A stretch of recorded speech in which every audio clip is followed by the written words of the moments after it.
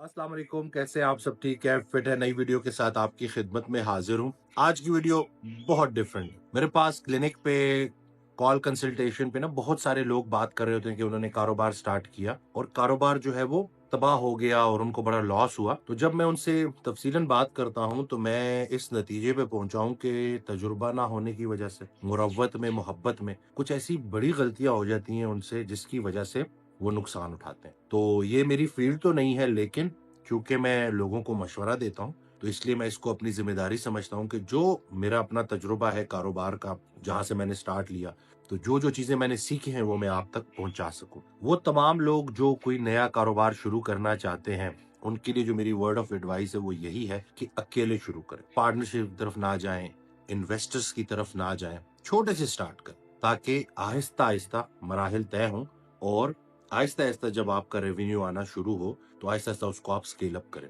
Start में होता यही है कि इन्वेस्टर बहुत अच्छा लग रहा होता है, इन्वेस्टर आपको सुहाने ख्वाब दिखा रहा होता है, लेकिन होता ये है कि जब वो इन्वेस्टर से आप इन्वेस्टमेंट ले लेते हो तो फिर वो दर्द सर बन जाती है और वो भी एक तरह की लाइबिलिटी ही है, बल्कि लाइबिलिटी ही है, और उसकी वजह से फिर आप खुल के काम नहीं कर सकते हो और काफी ज्यादा उसका एक अलग स्ट्रेस भी लेते हो, तो जिसकी वजह से फिर वो कारोबार उस तरह से ग्रो नहीं कर पाता।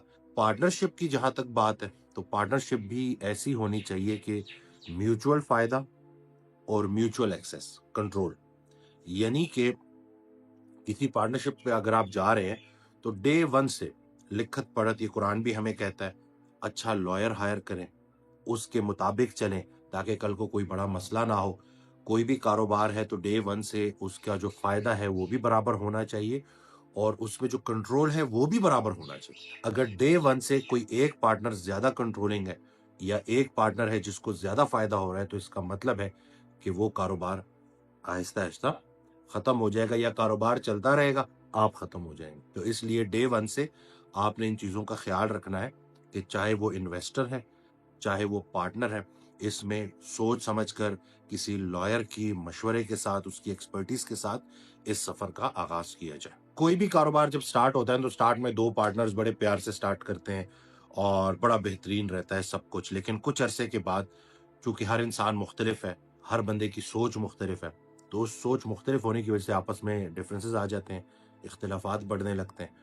वो हजरत का बड़ा प्यारा शेर है कि सदियों की मुसाफत में भी तय हो नहीं सकते जो फासले होते हैं निगाहों में जरा से।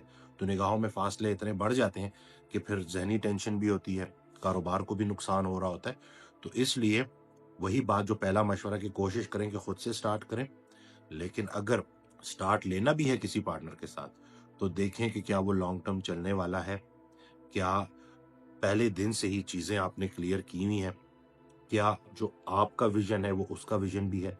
कहीं ऐसा तो नहीं है कि स्टार्ट से ही डिफरेंसेस हैं कि जिनको प्रॉपर तरीके से एड्रेस नहीं किया गया, जिनको खत्म नहीं किया गया।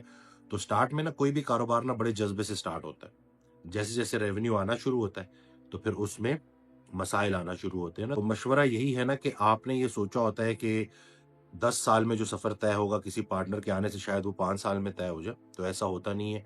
वक्त के साथ इख्तिलाफात बढ़ते हैं और फिर मसले भी बढ़ते रहते हैं। एक और गलती जो बहुत सारे लोग करते हैं ना कि वो स्केल अप करने शुरू हो जाते हैं, एम्प्लॉयज बढ़ाना शुरू कर देते हैं, अपने अखराजात बढ़ा देते हैं, ये देखे कि चलो रेवेन्यू तो आ रहा है ना।